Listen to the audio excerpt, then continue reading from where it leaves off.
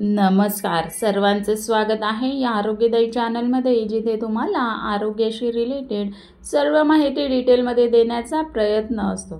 तर आज आपण जाणार आहोत आपल्या विषयाकडे, तर तो म्हणजे पावसाळा स्पेशल आयुर्वेदिक टिप्स।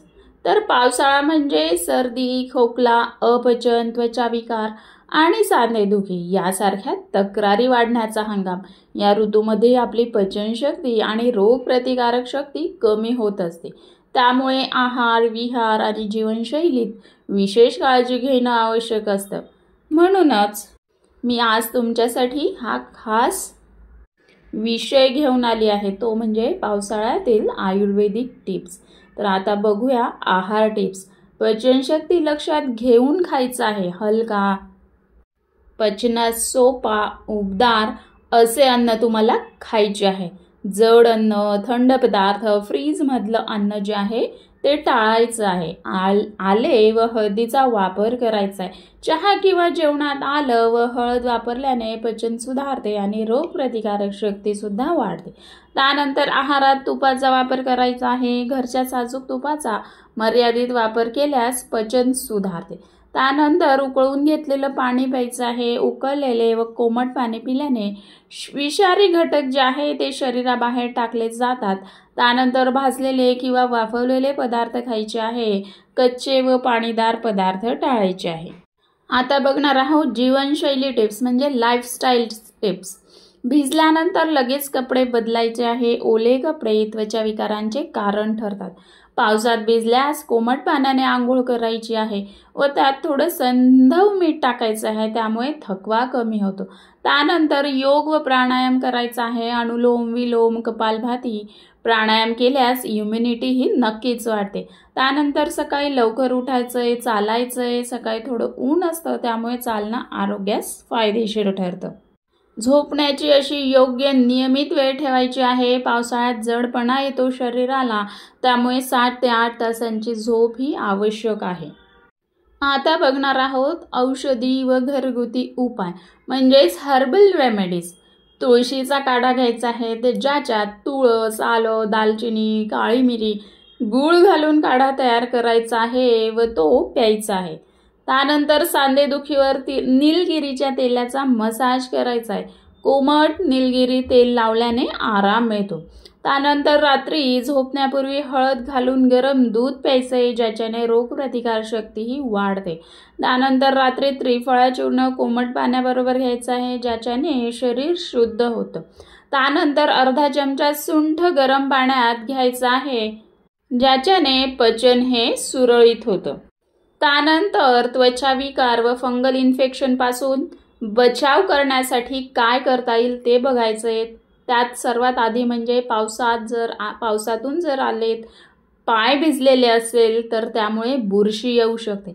त्यामुळे पावसातून आल्या पाय स्वच्छ कापडाने पुसायचे आहे। त्यानंतर पाय धुवायचे आहे। पाय धुतल्यानंतर पाण्यात तुरटी टाकायची आहे व पाय बुडवून ठेवायचे, याच्याने फंगल इन्फेक्शन जे आहे ते टळते। त्यानंतर निंबाचे पान घ्यायचं आहे, ते पाण्यात उकळून घ्यायचं आहे व त्याच्याने आंघोळ करायची आहे, याच्यामुळे त्वचा विकार जी आहे ती कमी होतात। त्यानंतर पावसाळ्यात बऱ्याच जणांनाही खूप भूक जी आहे ती कमी होत असते, म्हणजे भूक लागत नाही। जर पावसाळ्यात भूक कमी लागत असेल तर यासाठी जेवणाच्या आधी आले, लिंबू व मीठ एकत्र करून थोडं चाटण घ्यायचं आहे, यामुळे जठराग्नी वाढतो व भूक ही लागते। त्यानंतर बऱ्याच जणांची पचनशक्ती सुद्धा मंदावलेली असते, तर यासाठी जेवणानंतर जिरं, हिंग व सेंधव मीठ यांचं चूर्ण 1 चमचा कोमट पाणी घ्यायचं आहे, याच्यामुळे पोट साफ राहते, गॅस व पोटफुगी सुद्धा होत नाही। त्यानंतर पावसाळा म्हटलं म्हणजे सर्दी, खोकला प्रत्येकाला होतच असतो, त्यामुळे तुळस, सुंठ, हळद, काळी मिरी यांचा काढा बनवून दिवसातून 1-2 वेळा नक्की घ्यायचा आहे। त्यानंतर हळद व मीठ टाकून गुळण्या करायचा आहे, याच्याने घशातली खवखव जी आहे ती कमी होते। त्यानंतर पावसाळ्यात कुणाकुणाला त्वचेसंबंधी सुद्धा समस्या उद्भवतात, त्यामुळे नीम आणि मुलेठी पावडरचा लेप चेहऱ्यावर लावायचा आहे, यामुळे कीटक दंश व पुरळ जी आहे ती कमी व्हायला मदत होते। त्यानंतर आंघोळीसाठी उकळलेल्या पाण्यात थोडं त्रिफळा किंवा निंबाचा पाला टाकायचा आहे व मग आंघोळ करायची आहे। त्यानंतर पावसाळ्यात सांधेदुखी व अंगदुखी ह्या सुद्धा समस्या उद्भवतात, त्यामुळे सैंधव मीठ व तीळ तेल गरम करून लावायचं आहे। याच्याने बराच आराम मिळतो व रात्री गरम पाण्यात सैंधव मीठ टाकून पाय बुडवून ठेवायचे आहे। त्यानंतर सकाळी रिकाम्या पोटी मध लिंबू कोमट पाण्यात घ्यायचं आहे। याच्याने पचन वजन नियंत्रण राहते आणि रोगप्रतिकारक शक्ती सुद्धा वाढते। त्यानंतर कफ साचू नये यासाठी थंड पाणी आईस्क्रीम लोणचं पावसात भिजलेलं अन्न टाळायचं आहे। त्यानंतर रात्री झोपताना हळदीचं दूध हे नक्कीच घ्यायचं आहे। पण जर तुम्हाला एखादी विशिष्ट तब्येतीची समस्या असेल तर कोणताही उपाय करण्याआधी डॉक्टरांचा सल्ला नक्कीच घ्यायचा आहे। तर पावसाळ्यात आरोग्य राखायचं असेल तर आयुर्वेदिक सल्ल्यांचे पालन करा आणि नैसर्गिक उपायांची साथ द्या। ही माहिती आवडली असेल तर नक्कीच लाईक शेअर सबस्क्राईब करायला विसरू नका। भेटूया पुढच्या व्हिडिओ मध्ये। तोपर्यंत स्वस्थ रहा आनंदी रहा मस्त रहा। धन्यवाद।